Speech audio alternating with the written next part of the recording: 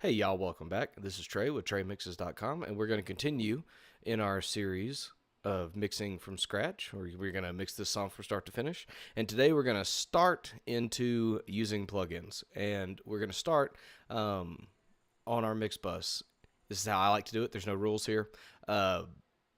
Everyone can make their own determination about what they think is best and how they want to do it. I really like doing it this way, depending on your source material. So in the event that you get source material that doesn't sound very good, you may have to go fix individual tracks first if it's causing a big problem. But the first thing we're going to do is I'm going to compare kind of our static mix to some references that I've pulled in that I've kind of volume adjusted to be close so we don't get tricked by volume. So we're going to compare and see if there's anything super glaringly bad with the tracks compared to these professional recordings and mixes and releases. And if it sounds terrible, then we'll go try to find the real issue and problem and address that. But if it doesn't, and I go ahead with the mixing, I'm going to start on the mix bus first. So we're going to do our mix bus processing for a few reasons. Starting at the top and working our way down from the stereo bus all the way down to the individual tracks helps us get a big picture mix first and faster. And if you can get a sound that you're looking for or a finished product addressing your drum bus instead of having to work on each individual drum and each individual track, then you should do that. You'll use less plugins, you'll use less of your computer processing, and you'll get your results faster. So that's kind of how I like to do it. Get a big win. You'll see all the other guys on YouTube that do a lot of this, mixing tutorials and videos. They'll espouse this policy of going from the mix bus to the individual buses to the tracks, and other pros do it the other way around. So it's just experiment, no hard and fast rules on this. But since this is my video and we're doing it on this song, this is how I like to do things. So let's go ahead and compare our references to where we're at and make sure there's nothing that sounds just awful and terrible that we need to go, oh, that needs to be fixed right now. And if it doesn't, we'll move on. All right, here we go.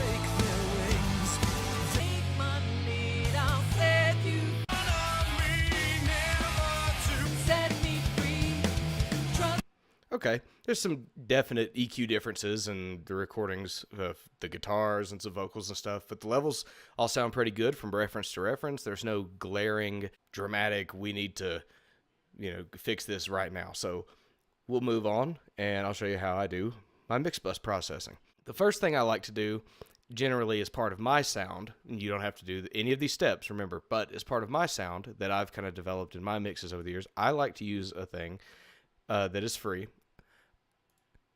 called Charlie from Prime Studio. You can get this for signing up for their mailing list. It's fantastic. It's a Amplifier Emulator, and it gives a lot of warmth into the sound of a mix, and I like to use it up front as it's not really saturation, it's not really analog board processing, it just adds a certain amount of warmth and excitement to the mix running it through this studio amp emulation. I'm also going to try to do this using as many free and stock plugins as possible so that anyone who's following along can take these techniques and do it themselves. You don't need to spend a ton of money on fancy stuff unless you just like to do that. Go ahead. But I want to show you can do this with free and stock things. So we'll get with it.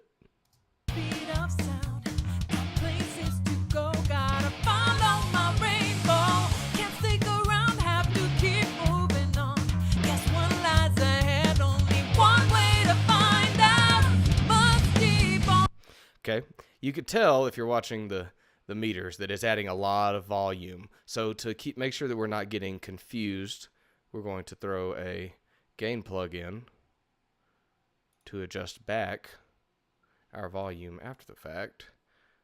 We'll pull back about 9 decibels because I think that's about the difference we'll get here.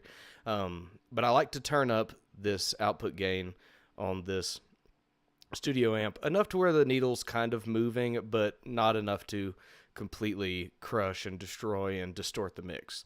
So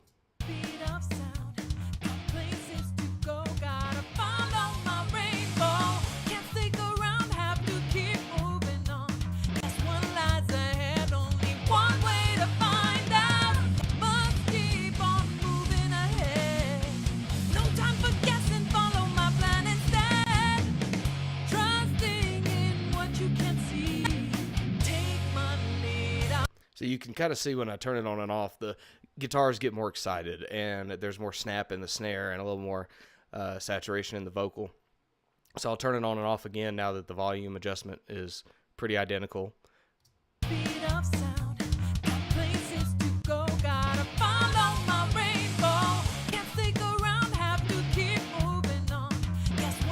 Yeah, I think that's a big improvement. Really brightens it up, adds some clarity and excitement. And we're going to compress this a little bit. So we're going to use something else that's free.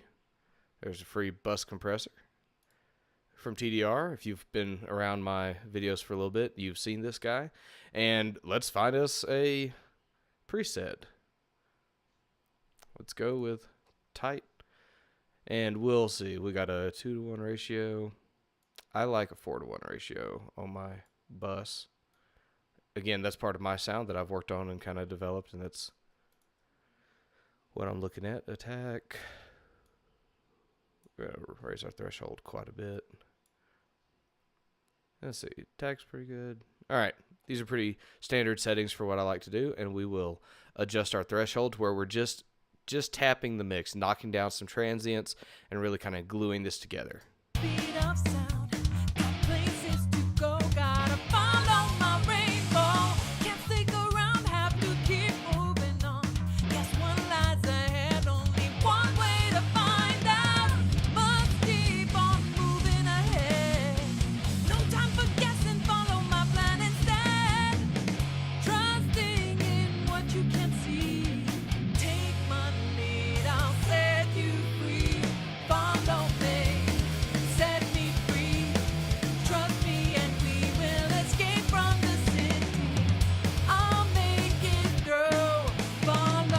All right, it's releasing at a good rate. It's getting back down between the snare hits and the vocal hits and peaks.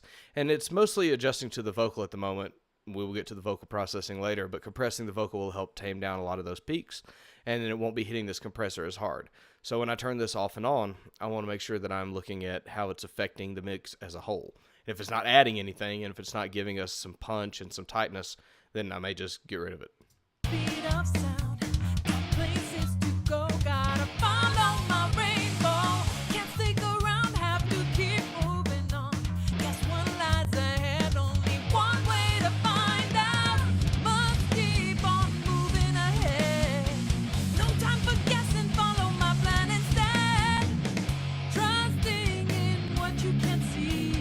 All right, definitely is adding some punch to the drums. I like it a lot, and so we're going to leave it about there. I raised the threshold back up a little bit because the vocals, when they started kicking in really loud, it was just really forcing it to duck, and we don't want to have our whole mix ducking whenever the vocals kick in. So I just raised it a bit so it's not affecting it as much, and we may readjust this later once the vocals aren't hitting through and knocking the compressor down and affecting the whole mix.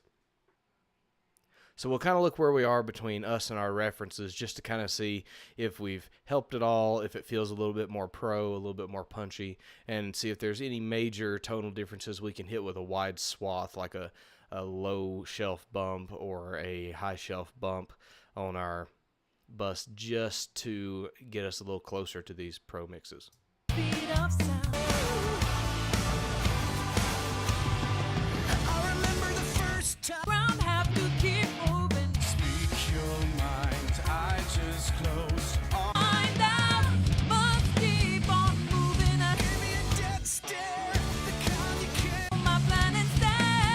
Okay, definitely want a little bit more high end in the cymbals and a little bit of sheen, so we'll find something. We'll use a good old EQ, and I'm going to set it for dual mono. You can do this in a bunch of different ways, but this is how you do it in Logic. Your DAW may have a separate set of settings, and I'm going to select the mid-side component, and then we're going to go back to the sides. and I'm going to go up to about 10K and give us a little bump and see if that brightens us up some. And I did it on the sides because the cymbals and the width of the track and the brightness comes from generally the sides, and you keep the more focused frequencies towards the middle. So this EQ will divide up your frequency spectrum into center as it blends out into side frequencies that you hear in the left and the right. So here we go. We'll see if we'll turn it off, and we'll turn it on partway into when we start playing, and we will see if it doesn't help brighten up the cymbals a little bit. Trusting in what you can see. Take my lead, I'll set you free. Follow me, set me free. Trust me and we will escape from the city. I'll make it through. Follow me, set me free. Yeah, it brightens it up. As far as levels go, you can try this a few different ways. You can raise it up as you're playing. I like to try to grab what I think a good level is and see, and adjust it around a little bit. And if it sounds good, feels good, and that's what we're looking at, then we're going to go with it. So now we'll check the references again. Trust me, gotta get it right this time. I'll make it tomorrow. Follow me. Oh yeah. Yeah, opens it up and brightens it up a little bit.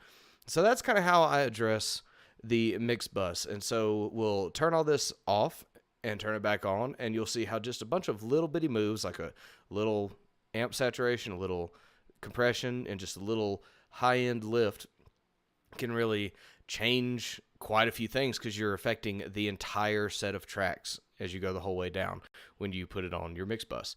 So here, let's go ahead and hit play again, and we'll kick on and off our bus plugins and see what kind of difference we achieved.